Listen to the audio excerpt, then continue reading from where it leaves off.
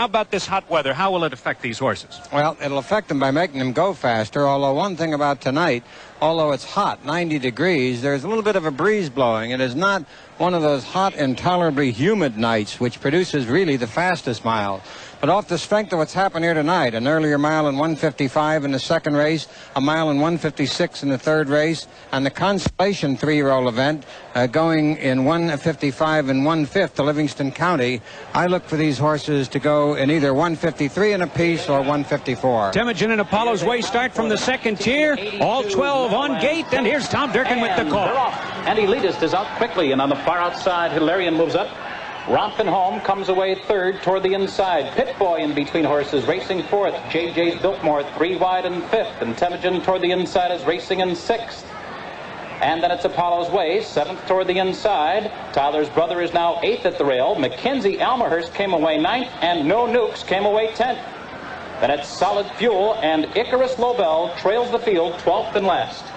28 seconds flat for the first quarter. They move up the backstretch now, and from the outside, there goes Elitist to take over from Hilarion. 2.5 lengths to Rompin' Home, now racing in third, and Pit Boy is the first over, moving up into fourth. Toward the inside, Temujin is fifth by a length and a half. Apollo's Way on the outside is sixth by a half length. Tyler's Brother is seventh toward the rail. And there goes No Nukes with a 3-wide move down the backstretch. No Nukes begins to roll quickly. He's up into fourth as they reach the half mile. Farther back, it's JJ's Biltmore. Icarus Lobel on the outside is now racing in ninth.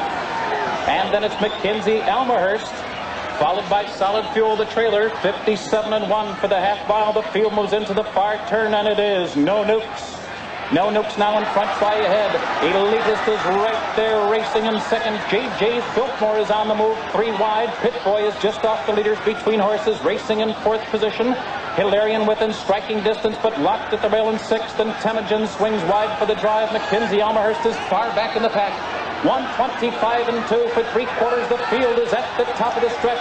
It's No Nukes in front by a half length. Elitist is right there, second. Pit Boy on the outside. Rompin' Home toward the rail, and Hilarion. They move to the final 16th. No Nukes in front and driving. Hilarion is right there, second. Here comes Mackenzie with a late move on the outside. No Nukes with a short lead. Hilarion right there. No Nukes and Hilarion. It's too close to call. Hilarion and No Nukes finish together. Final time, 1:54 and 1. Too close to call. A photo finish, and we'll have to wait for the photo. One thing is certain, it was 1 minute 54 and 1/5 second. We'll be back. Post Time USA will continue in just a moment.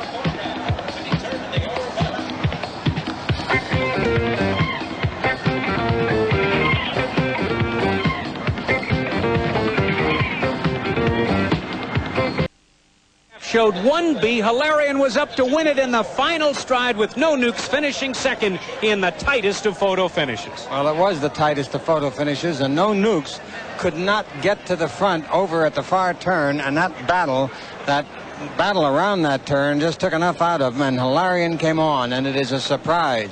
Hilarion last week won elimination here in 1:54 and 3/5 for Bill O'Donnell. O'Donnell was driving Rompin' Home tonight, and John Campbell got the mount behind Hilarion. And we mentioned earlier this evening that those two represent two of the most talented young drivers in American harness racing history, and they showed it tonight, or at least Campbell did, as he wins this $1 million race with a horse that was very lightly regarded at the beginning of the year. Let's take a look at the replay now as the field moved around the far turn.